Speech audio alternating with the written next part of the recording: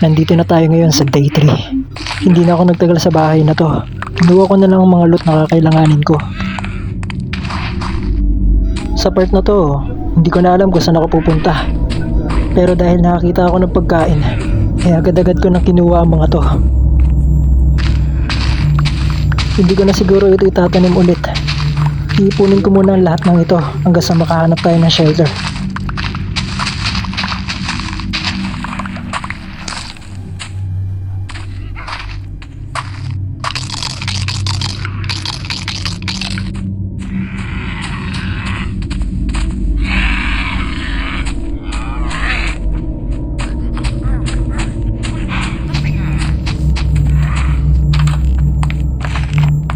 Natutuwa talaga ako sa villager na to. Akalain mo yun, kinulong niya yung mga baboy niya rito sa loob ng bahay.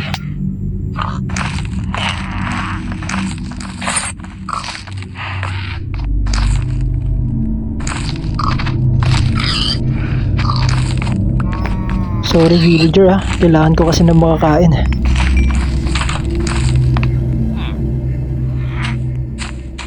Masyadong malaki yung lugar na to para libutin ko isa-isa.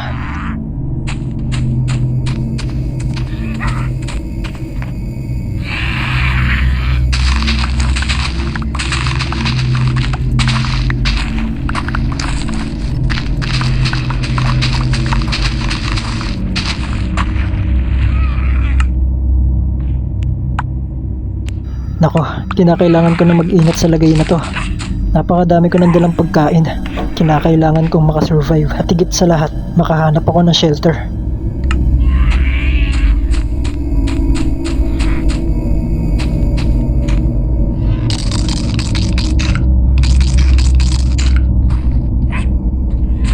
Hindi rin tayo basta-basta pwedeng tumalon lang. Kung napapansin nyo, talagang nag-iingat ako. Napakaingat. Dahil konting pagkakamali ko lang, pwede na ako mapilayan. Ganon kahirap ang larong ito.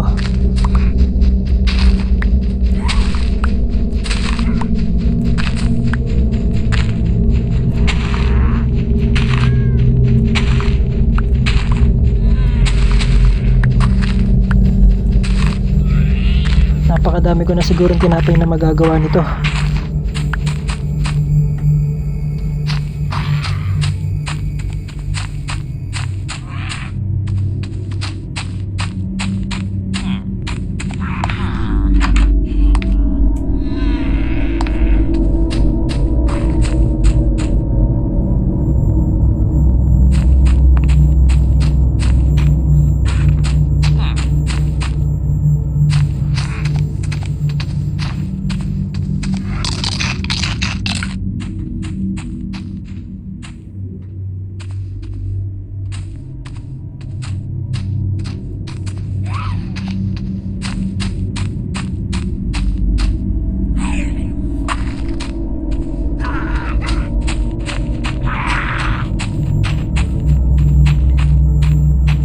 Ang laki na pagkakamali ko sa part na to. Akala ko may shield ako, kaya naman pumalag ako. Pero okay lang, dahil mukhang makakasurvive naman ako dito.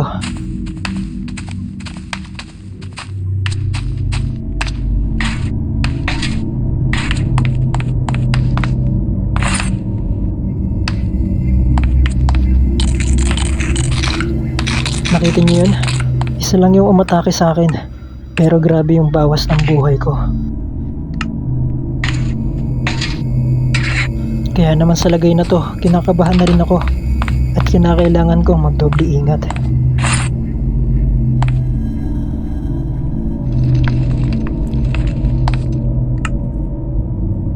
Kinuha ko na tong mga box dito.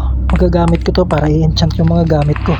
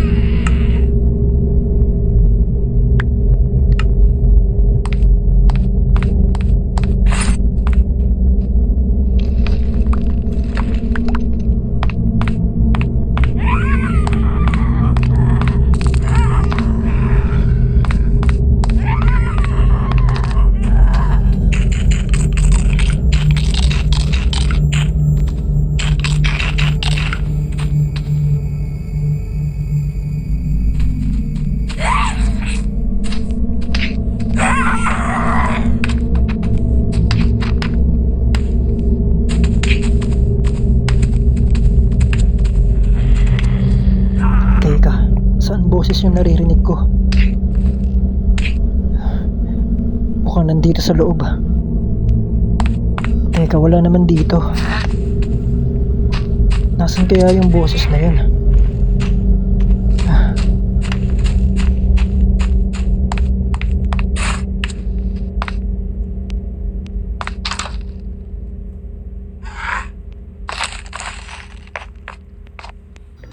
Putik, sabi ko na.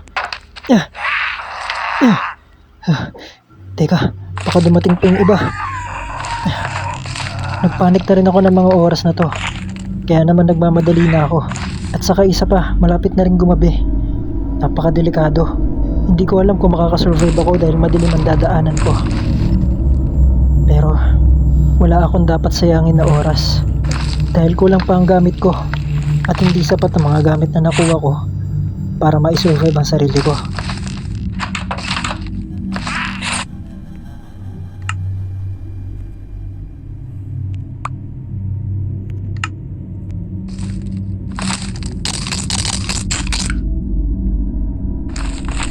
At grabe, nagulat ako sa mga sumunod na nangyari. Uy, putik! Paano ka nakapasok dito? Sa part na to talagang nagulat ako. Grabe, akala ko katapusan ko na.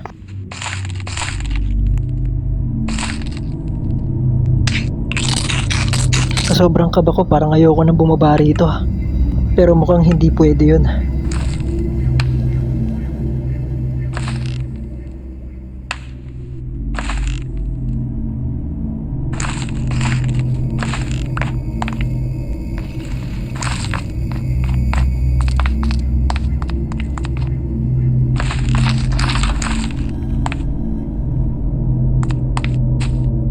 At nangyari na nga ang kinatatakutan ko.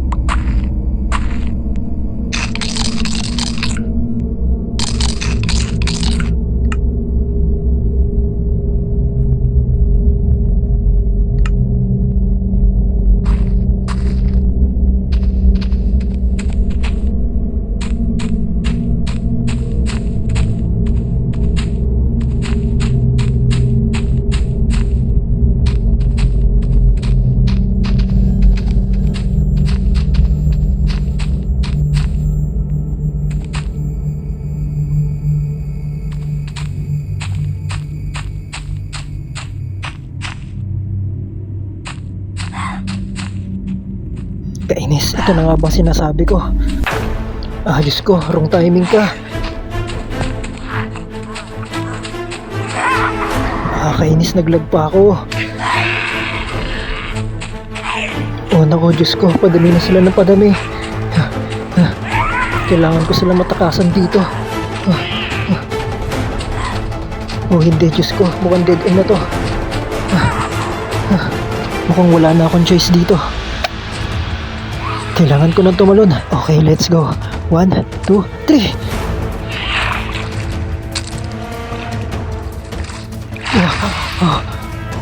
Teka, saan ako pupunta? Putik, hindi ko na alam.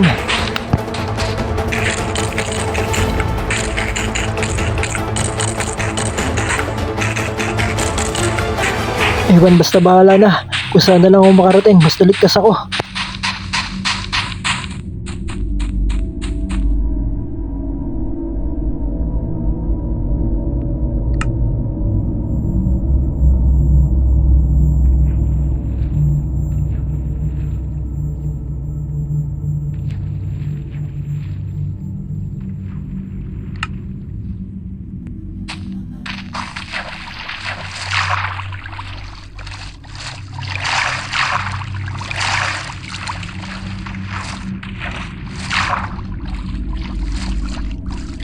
Wala na akong magawa kundi lumipat na lang ng kabilang island. Sobrang nagpanik ako kanina. Hindi ko alam kung saan ako lulusot. Grabe, kakaibang zombie talaga to.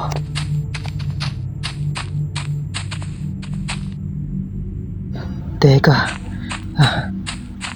hindi ko na alam kung saan ako pupunta ng mga oras na to.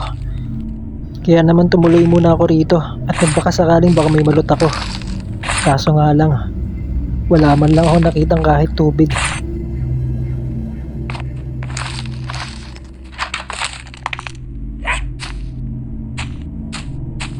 Kaya naman naglibot-libot muna ako.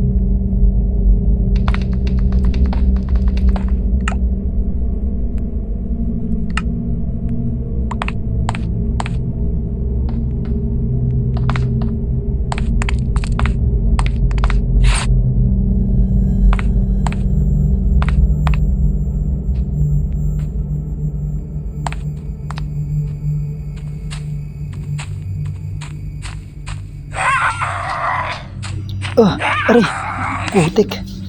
Nakakagulat ka naman. Kulit mo ha. Talagang makulit ka ha.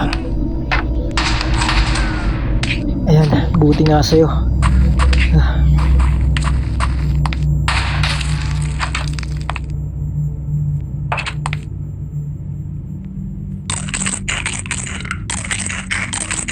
Grabe na yung uhaw ko sa part na to. Hindi ko na alam kung saan ako hahanap ng tubig. Kaya naman sinikap kong ikutin ng buong lugar na to.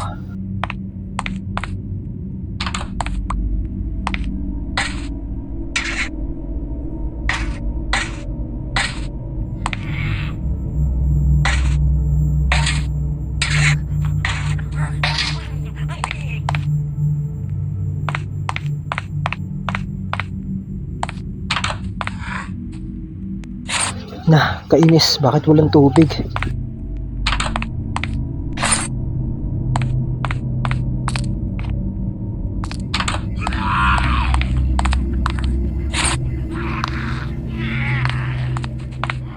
As usual, narinig na naman ako ng mga zombie na to.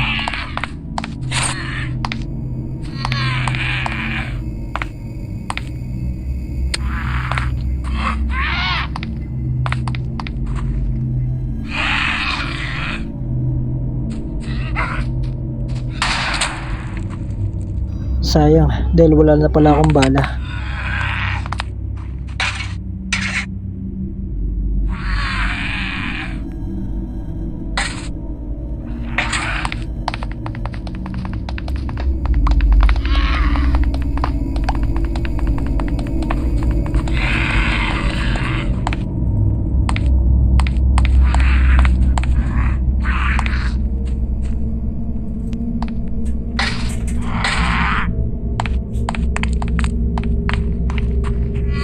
Teka, kung tatakbo ko rito, masyado mapanganib.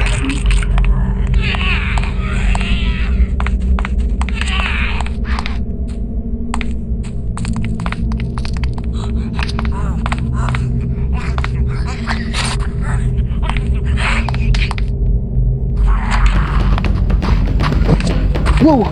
Oh, putik, nakakagulat yun. Diyos ko, dumadami na naman sila. Oh, hindi. Kailangan ko magmadali.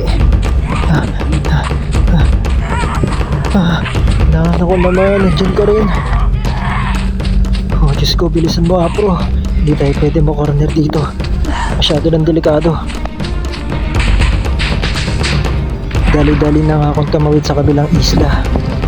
Hindi talaga ako handa sa mga ganong sitwasyon.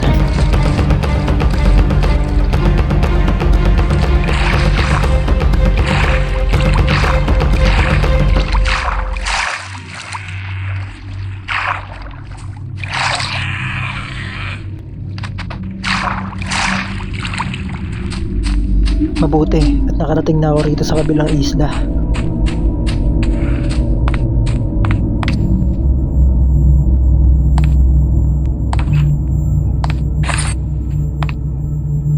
Dito na muna siguro ako magpapahinga at magpapalipas ng umaga.